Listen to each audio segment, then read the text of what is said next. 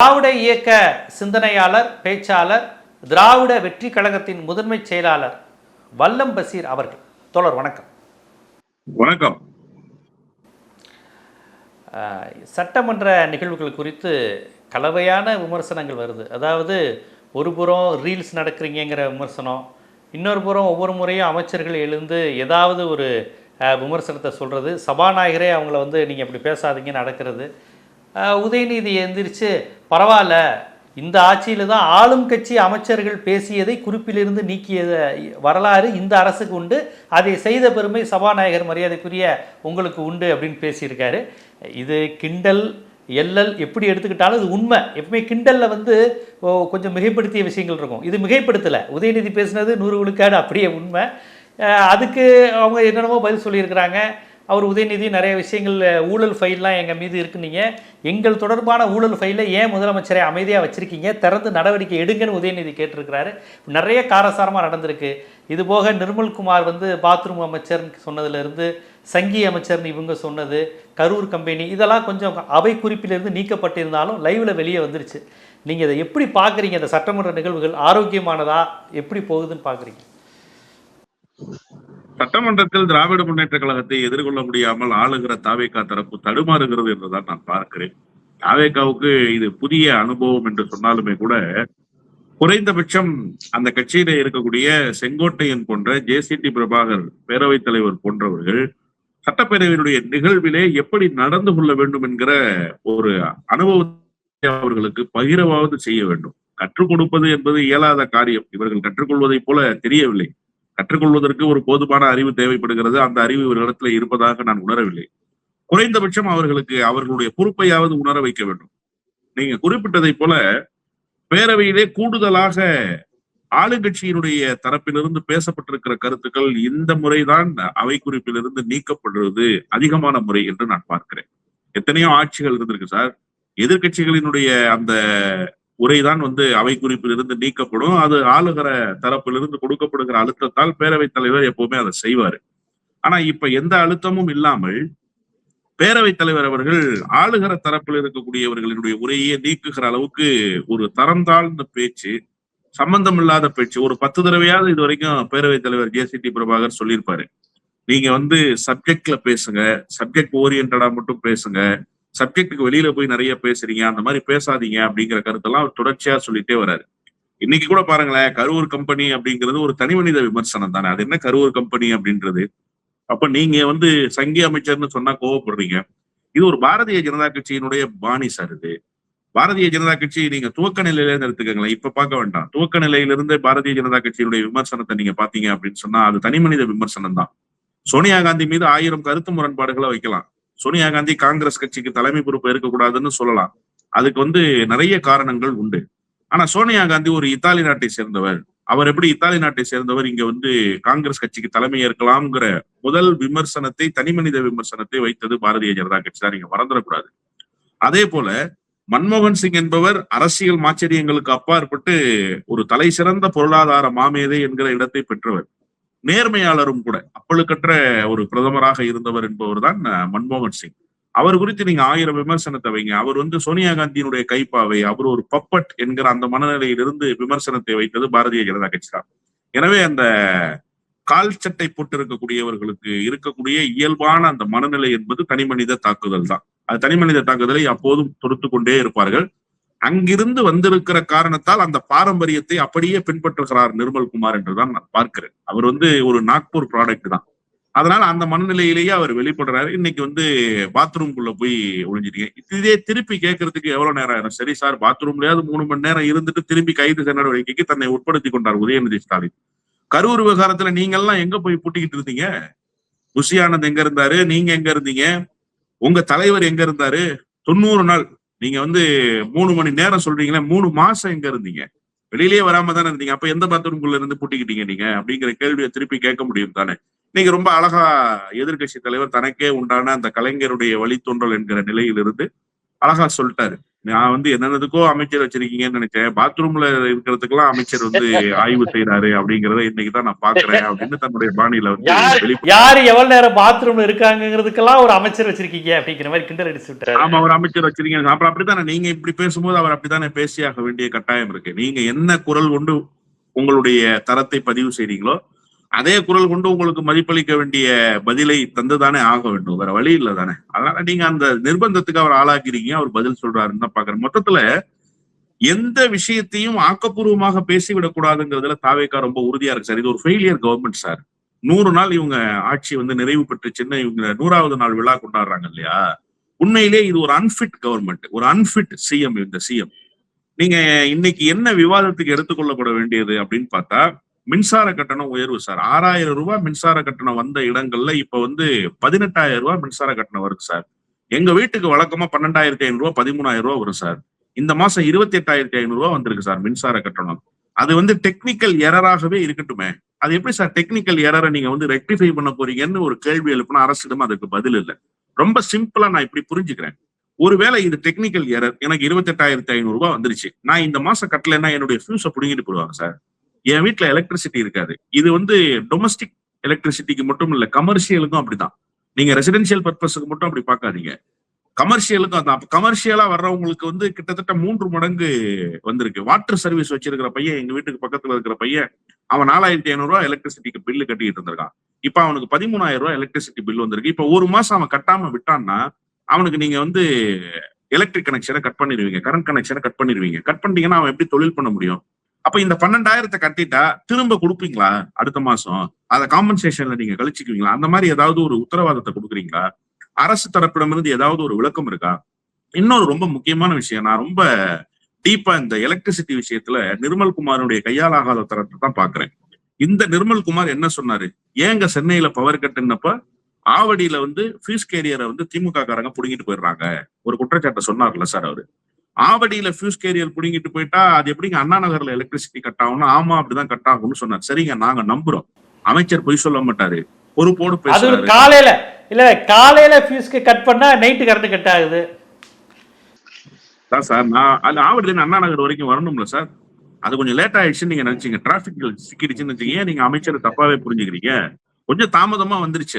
அது அண்ணா ஆவடியிலேயே கட் ஆயிருந்தா உடனே கட் ஆயிருக்கும். அண்ணா நகர்ன்றதுனால கொஞ்சம் லேட்டா வந்திருக்குன்னு வச்சுக்கோங்க. இப்ப இதுல என்ன சிக்கல்னா, ஏன் சார் அந்த 2 பேர் மேல இது வரைக்கும் நடவடிக்கை இல்லை?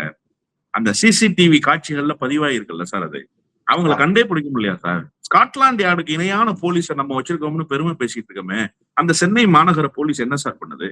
ஏன் சார் அந்த 2 பேரை கைது செய்யல இது வரைக்கும்? அப்போ இது எல்லாமே வந்து ஒரு கையாலாகாத தனத்தினுடைய வெளிப்பாடுதான். இன்னைக்கு கூட பாருங்களேன், இன்னைக்கு சபையில நடந்திருக்கிற இவ்வளவு விவகாரங்களை நம்ம பேசுறோம்ல, இது எது குறித்து நம்ம பேசி இருக்கணும்? இன்னைக்கு நிர்மல்குமார் என்ன பதில் சொல்லி இருக்கிறார் என்பது குறித்து பேசி இருக்கணும். இன்னைக்கு அது குறித்த பேச்சு இருந்துச்சா அவையில? இல்ல பாருங்க. அப்போ ஒரு ஸ்ட்ராட்டஜி வச்சிருக்கிறாங்க இந்த அரசு. என்ன ஸ்ட்ராட்டஜி அப்படின்னா, நீ வந்து இந்த அரசு குறித்து கேள்வி எழுப்புனா நான் உனக்கு பதில் சொல்லணும். அதுக்கு உன்னை நான் டைவர்ட் பண்ணிடுறேன், உன்னை நான் டெம்ப் பண்ணிடுறேன், உன்னை நான் சம்பந்தம் இல்லாத இடத்துல கொண்டு போய் நிறுத்திட்டேன்னா இந்த அவை வந்து டேக் டைவர்ஷன்ல போயிடும்.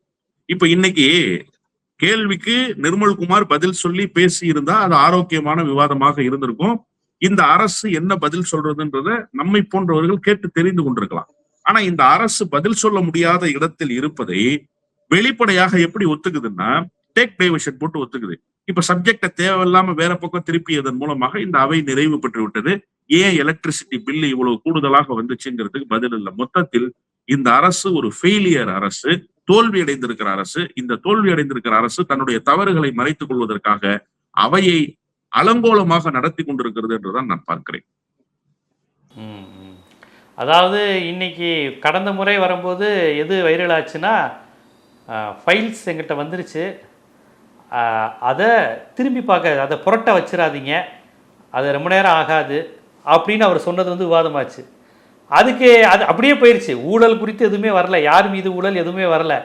ஃபைல் வந்திருக்கு, மரிய வில்சன் சொன்னது உண்மைதான், அதை எப்போ திறக்கணும்னு எனக்கு தெரியும், ஆனால் திறக்க வச்சிடாதீங்க அப்படிங்கிற மாதிரி ஒரு டயலாக் கூட முடிச்சாரு. அதான் உதயநிதி கிட்ட, ஏங்க வந்துருச்சுன்னா திறக்க வேண்டியதானுங்க, அதை ஏங்க வச்சிடாதீங்க, நல்ல நேரம் பார்க்குறீங்க ஜோசியக்காரங்கிறாரு. அதுக்கு புசியானது வேகமாக இருந்துச்சார். பதில் சொல்ல போறாரான்னு பார்த்தா ஜோசியக்காரங்கிற வார்த்தையை அவை குறிப்பிலிருந்து நீக்கி விடுங்கள் அப்படிங்கிறாங்க. அப்போ இவங்க பேட்டனே இப்படியே கண்டினியூ பண்ணலாம்னு நினைக்கிறாங்கன்னு நினைக்கிறேன். இல்ல அதாவது நான் முதலமைச்சரினுடைய உரையில இன்னொரு பக்கத்தை பார்க்கிறேன். இது ஒரு வகையான ம், பேட்டர்ன் என்று நீங்கள் சொல்வது ஏற்புடையதா, அதை மறுப்பதற்கு இல்லைன்னு வச்சுக்கோங்களேன்.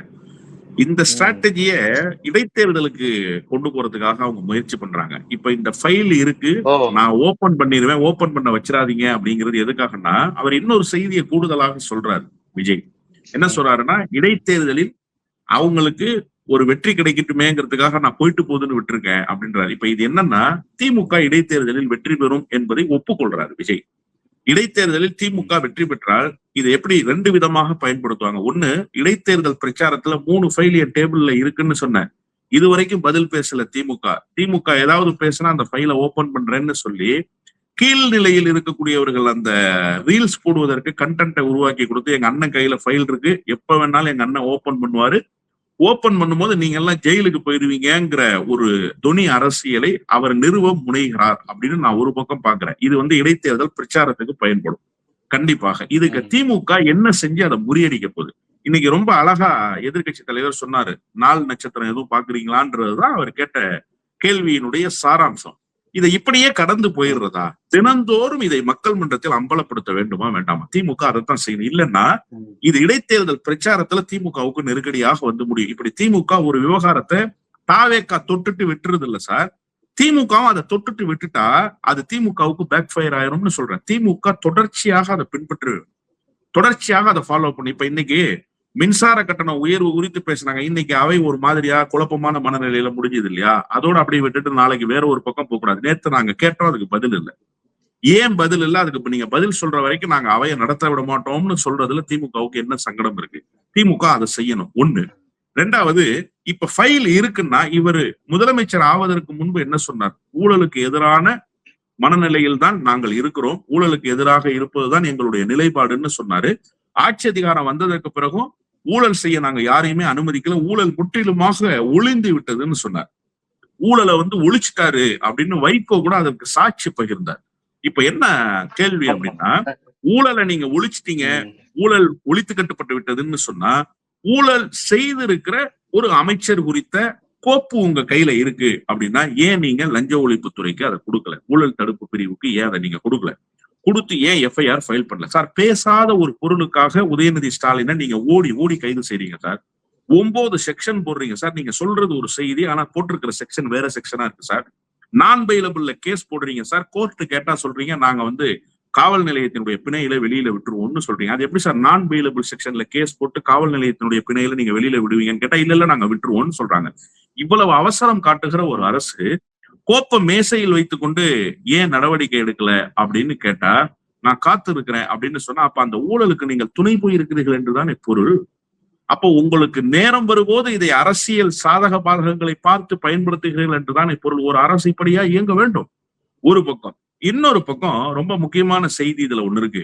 திமுக வெற்றி பெற்று விட்டால், நான் அந்த கோப்பை வெளியிடாம விட்டதுனாலதான் திமுக வெற்றி பெற்றுச்சு, அந்த கோப்பின் மீது நடவடிக்கை எடுத்து அந்த கோப்புல என்ன தவறு நடந்திருக்குங்கிறத நான் சொல்லியிருந்தா, அந்த ஃபைலை நான் ரிவோக் பண்ணியிருந்தேன்னா திமுக தோல்வி அடைஞ்சிருக்கும். எனவே இந்த வெற்றிக்கு காரணம் நாங்க தான் சொல்லி திமுகவினுடைய தொண்டர்களின் உழைப்பை, திமுக தலைவருடைய உழைப்பை, திமுகவினுடைய வெற்றியை களவாடுவதற்கு ஒரு டோக்கன் பண்ணி வச்சிருக்கிறாரு விஜய் அப்படின்னு தான் நான் பாக்குறேன். இது எல்லாமே ஸ்ட்ராட்டஜி தான் சார்.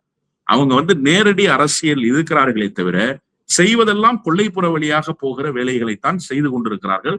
அதைத்தான் நேற்றைக்கு அவர் என்கிட்ட ஃபைல் இருக்குன்னு சொன்ன செய்தியினுடைய பின்னணியாக நான் பார்க்கிறேன். இப்போ உங்க கூட்டணி கட்சிகள்லாம் இப்போ இந்த விஜயனுடைய செயல்பாட்டை அவர் விமர்சிப்பதில் பெரிய ஆர்வம் காட்டுவதில்லை. அதாவது தனித்தனியாக கூட்டணி கட்சியில் சில நபர்கள், தனிப்பட்ட நபர்கள் விமர்சனம் பண்ணுறாங்க. ஆனால் கட்சி தலைமை பெரிய லெவலில் இந்த பேட்டர்ன், இந்த மாடலில் குறித்துலாம் எந்த ஒரு அதிருப்தியும் தெரிவிக்கிறது இல்லை. அப்படி தானே? அப்படியே விட்டுறாங்களா பார்த்துக்கலான்னு? இல்லை இடைத்தேர்தல் அப்போ முடிவை தெரிவிச்சுக்கலான்னு இருக்காங்களா? இல்ல, அதாவது இந்த வேக்கம்க்கு காரணம் திமுக தான் சார். நான் உண்மையிலே திமுகவை தான் சொல்லுவேன். ஏன்னா ஒரு நீங்க குறிப்பிட்ட நல்ல ரொம்ப அழகான வார்த்தை சொன்னீங்க, ஒரு பேட்டர்ன் சொன்னீங்க. இந்த பேட்டர்னை தாவேக்கா பின்பற்றுதுன்னா இந்த பேட்டர்னை அடித்து நொறுக்க வேண்டிய பொறுப்பு யாருக்கு இருக்கு? கொலாட்ரல் டேமேஜ் யாருக்குன்னு நீங்க பாக்கணும். இப்ப வாராது வந்த மாமணி மாதிரி வந்துருச்சு தாவேக்காவுக்கு இந்த அதிகாரம் அப்படின்னு சொன்னா, இந்த அதிகாரம் இல்லைன்னாலும் தாவேக்காவுக்கு ஒன்றும் பிரச்சனை இல்லை. தாவேக்காவுக்கு தமிழ்நாடு குறித்த புரிதல் இருக்கா? தமிழ்நாடு குறித்த சீரிய சிந்தனைகள் இருக்கா? அதெல்லாம் ஒண்ணும் கிடையாது. ஆனா திமுகவுக்கு கொள்கை ரீதியாக தமிழ்நாடு குறித்த பார்வை இருக்கு. கொள்கை ரீதியாக தமிழ்நாட்டை வளர்த்தெடுத்தது இப்போது தடைப்பட்டு போயிருக்கிறேங்கிற அச்சம் இருக்கு. அப்ப திமுகவுக்கு கூடுதல் கவலை இருக்கணும்ல. இப்ப நீங்க சொல்றீங்க இல்லையா, கூட்டணி கட்சிகள் எல்லாம் பெருசா அதை கண்டுக்கல, கூட்டணி கட்சிகள் எல்லாம் பெருசா அதை பேசல, அப்படியே மெல்ல நகர்ந்து போறாங்களா அப்படின்னா, நீங்க ஏன் இந்த விமர்சனத்தை கூறுதீட்டலன்ற பார்வை இருக்கு. இப்ப காவிரி விவகாரத்துக்கு ஒரு ஆர்ப்பாட்டத்தை ஒருங்கிணைக்கிறாரு உதயநிதி ஸ்டாலின். அப்போ அதுல எந்தெந்த கட்சிகள் எல்லாம் பங்கேற்கணும் அப்படிங்கிற முடிவை யார் எடுக்கிறது? வெறும் ஜவாஹிருல்லாவும் தமீமுன் அன்சாரியும் மட்டும்தான் அந்த கூட்டத்தில் பங்கேற்பார்கள்னு கூட்டணி கட்சி சார்பில் நீங்க அறிவிக்கிறீங்க. ஏனைய கட்சிகளை ஏன் நீங்க அழைக்கல? உங்களோடு போட்டியிட்ட செல்வகுமார்னு ஒருத்தர் இருந்தார் இல்லையா, ஒரு ஜாதி கட்சி, நத்தமோ எங்கேயோ ஒரு இடத்துல சீட்டு கொடுத்தீங்கல்ல, அவரையே நீங்க கூப்பிடல. ஆமா, அவரையே நீங்க கூப்பிடல. இன்ன பிற கட்சிகளை நீங்கள் ஏன் அழைக்கல? அழைக்காததனுடைய நோக்கம் என்ன? அப்போ உங்களோட அருகில் இருக்கக்கூடியவர்களை கூட நீங்க தக்க வச்சுக்கல. ஏன் சுபவி கட்சி இருக்கிறாங்க, அவங்களையே நீங்க கூப்பிடல? சுபவி தரப்புல இருந்து யாரும் ஏன் அழைக்கப்படல? அதுக்கான காரணம் என்ன? இன்னும் பல கட்சிகள் உங்களுக்கு தேர்தல் காலங்கள்ல ஆதரவு கொடுத்தாங்கல்ல, அவங்களெல்லாம் நீங்க ஏன் அழைக்கல? அப்போ இதை ஒருமுகப்படுத்துற வேலையை ஏன் செய்யல அப்படின்ற கேள்வி ஒண்ணு இருக்கு. இன்னொரு பக்கம் எனக்கு திமுகவின் மீது இருக்கிற மிகப்பெரிய வருத்தத்தை நான் சொல்லிடுறேன். அனைத்து கட்சி கூட்டத்தை முதலமைச்சர் கூட்டவில்லை காவிரி விவகாரத்துலன்னா எதிர்கட்சி தலைவருக்கு அந்த பொறுப்பு இருக்கா இல்லையா? ஏன் எதிர்கட்சி தலைவரும் அனைத்து கட்சி கூட்டத்தை கூட்டல? அப்ப நீங்க இந்த பிரச்சனையினுடைய வேகத்தை தனியாமல் பார்த்துக் கொள்வதுதான் சார் ஒரு எதிர்கட்சியினுடைய பணி. அதை கூறுதிட்டுகிற வேலையை செய்யாம அந்த பிரச்சனையை மைய நீரோட்டத்துக்கு நீங்க எடுத்துட்டு வராம வெறும் திமுக என்கிற நிலையிலிருந்து நீங்க கடந்து போயிட்டீங்கன்னா அப்புறம் இன்ன பிற கட்சிகள் ஏன் விமர்சிக்க போறாங்க, ஏன் விமர்சிக்கல? நீங்க அந்த பிளாட்ஃபார்மை உருவாக்கலையே. நீங்க அந்த பிளாட்ஃபார்ம் ஆர்கே நகர் இடைத்தேர்தலில் உருவாக்குனது போல உருவாக்குனீங்களா?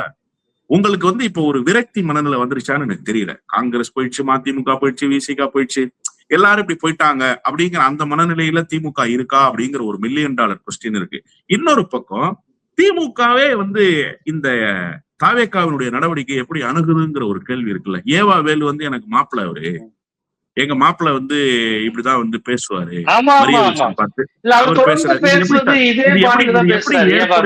நான் என்ன கேக்குறேன், திமு ராஜேந்திரன் என்ன தவறா பேசிட்டாரு? தமிழ் மொழி என்பது நம்முடைய தாய்மொழி, உலக பொதுமறை தந்த மொழி, மூத்த மொழி, ஆதி மொழி. அந்த மொழியில் பேசுவதற்கு உங்களுக்கு தமிழ்நாடு சட்டப்பேரவையில் எங்கிருந்து சார் சங்கடம் வருது? அதை கேட்டா நீங்க எப்படி சார் திமிரா பதில் சொல்லலாம்னு கேட்க வேண்டிய இடத்துல இருக்கிற ஏவாவேலு, எங்க மாப்பிள்ள உங்களுக்கு தமிழ் தெரியாது, இப்படியெல்லாம் லாவணி பாடுறது அப்படிங்கிறது திமுகவை எந்த இடத்துல கொண்டு நிறுத்துது அப்படிங்கறத பாக்கணும். அப்ப கூட்டணி கட்சிகள், கூட்டணி தலைவர்கள் இவங்க எல்லாம் என்ன யோசிப்பாங்க? அதான் இல்ல, இவர் எதுவும் சிக்னல் கொடுக்குற, ஏன்னா நம்ம அப்படி கேட்க ஒரு மாதிரி இருக்கு. இப்ப அவர் என்ன சிக்னல் எதுவும் கொடுக்குறாங்களா, என்ன இது, என்ன ஜாட காமிக்கிறாரா, என்ன அர்த்தம்? நேரடியா நான் பொதுவான விவாதத்தை வைக்கிறேன் சார். நீங்க ஊடகவியலாளரா இருந்து சிக்னல் கொடுக்குறாரான்னு கேட்டீங்க. பொதுமக்கள் என்ன சொல்றாங்கன்னா செட்டிங்க்கு தயாராகிறாரு ஏவாவேலுன்றாங்க. என்கிட்டயே ஏகப்பட்ட பேர் சொன்னாங்க, சார் பாத்தீங்களா நீங்க இப்படி எல்லாம் பேசிட்டு இருக்கீங்க ஊடகங்கள்ல, ஏவாவேலு பாருங்க சார் எப்படி செட்டிங் போட்டுட்டு இருக்காருன்னு அப்படின்னு சொல்றாங்க. இன்னொரு முக்கியமான விஷயத்த நீங்க நல்லா கவனிச்சு பார்க்கணும். உதயநிதி ஸ்டாலினை மரபுக்கு மீறி கைது செய்யறாங்க. நீதிமன்றம் என்ன சொல்லுது? அவரை கைது செய்வதற்கு 12 மணி வரைக்கும் அவகாசம் கொடுக்கிறேன், நீங்க கைது செய்யக்கூடாதுன்னு சொல்லுது. கைதுக்கு தடை விதிக்குது, கைது செய்யாதீங்கன்னு சொல்லுது. ஆனா இவங்க அதுக்கு முன்பே கைது செய்யறாங்க. கைது செய்து தஞ்சாவூருக்கு அழைச்சிட்டு போறாங்க சார். அழைச்சிட்டு போகும்போது கூட யாரு போறா அப்படின்னு கேட்டா வசந்தம் கார்த்திகேயன் ஒரு எம்எல்ஏ, அவர் மாவட்ட செயலாளர், அவரும் போறாரு. செங்கிப்பட்டி காவல் நிலையத்துக்குள்ள அழைச்சிட்டு போகும்போது பக்கத்திலேயே போறாரு. மறுநாள் காலையில சட்டப்பேரவைக்கு வர்றாரு.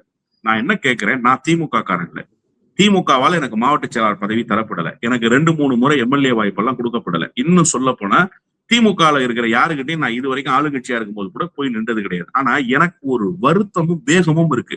என்னன்னா, உதயநிதியை ஏன் இந்த நிலையில் நீங்கள் கைது செய்தீர்கள்? ஒரு எதிர்கட்சி தலைவர் பெண்கள் குறித்து தவறா பேசிட்டாருன்னு ஒரு அவதூற பரப்பி கைது செய்து தமிழ்நாடு முழுக்க ஒரு கொந்தளிப்பான மனநிலையை ஒரு 24 மணி நேரம் ஏற்படுத்திருக்காங்க சார். மறுநாள் வசந்தம் கார்த்திகேயன் சொல்றாரு, எனக்கு ஆதவர்ஜன் சொல்லிதான் சீட்டு கிடைச்சிச்சு, அவர் எனக்கு சொந்தக்காரரு, இங்க லீமா ரோஸ் உட்கார்ந்து இருக்காங்க, அவங்க எனக்கு சொந்தக்காரங்க அப்படின்னா இது எப்படி இருக்கும்? கூட்டணி கட்சிகள் என்ன ஃபீல் பண்ணுவாங்க? என் தலைவரை நீங்க கைது செய்திருக்கிறீங்க, வரம்பு மீறி கைது செய்திருக்கிறீங்க, ஒரு காட்டாட்சி தர்பார கட்டவிழ்த்திருக்கிறீங்க. உறவாகவே இருந்தாலும் என்னால எப்படி சார் உறவு கொண்டாட முடியும்? உறவாகவே இருந்தாலும் என்னால எப்படி உறவு கொண்டாட முடியும்? உறவு கொண்டாடுகிற மனநிலை எனக்கு வருமா? அப்ப நீ கட்சிக்கு இவ்வளவுதான் உண்மையாக இருக்க, உன்னுடைய தலைவனை கைது செய்தா உனக்கு அவ்வளவுதான் உணர்வு இருக்கு அப்படின்னா, அப்ப கூட்டணி கூட்டணி கட்சிகள் மற்றவர்கள் பேசுகிறார்கள், திருமா பேசுறாரு, வைகோ பேசுறாருன்னா சொல்லுகிற தகுதியை நீங்க இழந்துட்டீங்கல்ல. இப்ப ஏவா வேலு பேச முடியுமா? வைகோ பேசுவதற்கும் ஏவா வேலு பேசுவதற்கும் என்ன சார் பெரிய வித்தியாசம் இருக்கு? என்ன பெரிய வித்தியாசம் இருக்கு? நீங்க திமுகவுக்குள்ள இருந்துகிட்டு பேசுறீங்க, அவர் வெளியில இருந்துகிட்டு பேசுறாரு. அவரு அததான் சொல்றாரு. ஆதவ அர்ஜுன் என்ன சொல்றாரு, உங்களுக்கு துரை வைகோ மட்டும் பையன் இல்ல, நானும் ஒரு பையன் தான் அப்படிங்கிறாரு. இவர் எனக்கு அவர் மாப்பிள்ளன்றாரு. எல்லாம் ஒண்ணுதான். நீங்க அப்ப செட்டிங்குள்ள வர்றீங்களா அப்படிங்கிற ஒரு கேள்வி இருக்குல்ல. இத சரி செய்து கொள்ளாமல் இப்போதும் அதே தான் சார் செஞ்சுட்டு இருக்காங்க. இப்போதும் அதான் செய்யறாங்க. அன்னைக்கு எனக்கு உண்மையிலேயே ரொம்ப வருத்தம். மரிய வில்சன் விவகாரத்துல அவர் பண்ணது ரொம்ப பெரிய தப்பு. என்ன சொல்றாரு, எந்த மாதிரி ஆளுங்க பேசியிருந்தா கூட சபாநாயகரே கூட அப்படி சொல்லல. இல்ல சார், அவர் சொல்றாரு சார், எங்களை மாதிரி ஆளுங்க பேசியிருந்தா கூட பரவாயில்லங்கிற. அப்போ உங்களை மாதிரி ஆளுங்க பேசியிருந்தா மரிய வில்சன் பேசுறது சரிங்கிறாரா அவரு? KN நேரு பேசியிருந்தா அது சரிங்கிறாரா? தங்கம் தென்னரசு பேசியிருந்தா அது சரின்றாரா? அது எப்படி சார் நீங்க சொல்ல முடியும்? அவர் பேசுனது தப்பு சார். மறுநாள் அவரே மன்னிப்பு கேட்கிறாரு சார். நான் தப்பா பேசிட்டேன், உணர்ச்சி வச்சு கொஞ்சம் கோபப்பட்டுட்டேன், பட்டிருக்க கூடாதுதான் அப்படின்னு அவரே சொல்றாரு. அப்ப ஏவா வேலு முகத்தை கொண்டு போய் எங்க வச்சுக்குவாரு? நீங்க கட்சிக்கு கொறடா வேற இந்த லட்சணத்துல. அப்ப எந்த லட்சணத்துல நீங்க கொறடாவா இருக்கீங்க? இப்ப இந்த பிரச்சனைன்றது திமுகவிடம் இருந்துதான் வருகிறது என்றுதான் நான் புரிந்து கொள்கிறேனே தவிர, கூட்டணி கட்சியில் பணியாற்றுபவர்கள், கூட்டணி கட்சியில் இருக்கிற தலைவர்கள் என்றெல்லாம் நீங்கள் பார்க்க கூடாது. நீங்க திமுகவே தவறாக போகிற இடத்தில் கூட்டணி கட்சிகள் என்ன செய்து விட முடியும்? அதனால கூட்டணி கட்சிகள் அமைதியாக இருக்கிறார்கள், அவ்வளவுதான். ரொம்ப முக்கியமான விஷயம். இன்றைய சட்டமன்ற நிகழ்வுகளில் தொடங்கி தாவேகா பாஜக பேட்டர்னில் டைவர்ஷன் மடைமாற்றுகின்ற அந்த பாணியை பின்பற்றி பேசுகின்ற முக்கிய விவாத பொருளிலிருந்து அவங்க எங்கேயோ திசை மாற்றி கொண்டு போயிடுறாங்க. மக்கள் பிரச்சனைகளை பேசுறதில்ல, தன்னுடைய பொறுப்பு குறித்து அவங்க உணர்றது கிடையாது. தான் பொறுப்பு குறித்து யார் கேள்வி கேட்டாலும் அதை வேறு மாதிரி திசை திருப்புற வேலையில் ஈடுபடுறாங்க. திமுக வீரியமாக செயல்படணும். திமுகவில் இருக்கக்கூடிய முன்னாள் அமைச்சர்கள் மரிய வில்சன் ஆதரவாகவும் ஆதவ அர்ஜுனாவுக்கு உறவினராகவும் செயல்பட்டு கொண்டிருப்பது என்பது தாவேக்காவினரோட மோசமான செயல்பாடாக இருக்குது. தாவேக்காவை கூட மன்னிச்சிடலாம், இவங்க செய்கிறது என்னன்னு புரியலை அப்படிங்கிறத ரொம்ப ஆதங்கத்துடனும் உணர்வுடனும் ஒரு கல செயற்பாட்டாளராக இருக்கிறீங்க. ஒரு ஒரு அறிவுஜீவியாக இருப்பதோடு மட்டும் இல்லாமல் நீங்கள் ஃபீல்டு ஒர்க்கராக இருக்கிறதுனால இந்த மாதிரியான கோபம் உங்களுக்கு நிறையா வருது. வெறும் இன்டலெக்சுவலாக இருந்தீங்கன்னா உங்களுக்கு இவ்வளோ கோபம் வராது. ஒரு எழுத்து, இந்த பேச்சு, அது மட்டும் இல்லை. நீங்கள் ஒரு ஃபீல்டு ஒர்க்கராகவும் ஒரு இயக்கம் இந்த மாதிரியான அமைப்பில் இருக்கிறதுனால உங்களுக்கு அந்த துரோகம் அந்த இதெல்லாம் ரொம்ப கோபமாக வருது. பார்ப்போம், இதை எல்லாரும் பார்ப்பாங்கன்னு நினைக்கிறேன். என்ன மாதிரியான மனநிலை, இது என்ன மாதிரியான தாக்கத்தை ஏற்படுத்தும் நம்ம பொறுத்து தான் பார்க்கணும். பார்ப்போம். இது போன்ற உரையாடல்கள் மீண்டும் சமூகத்தை பண்படுத்தக்கூடிய நிலைக்கு தள்ளுன்னு நான் உறுதியாக நம்புகிறேன். நன்றி.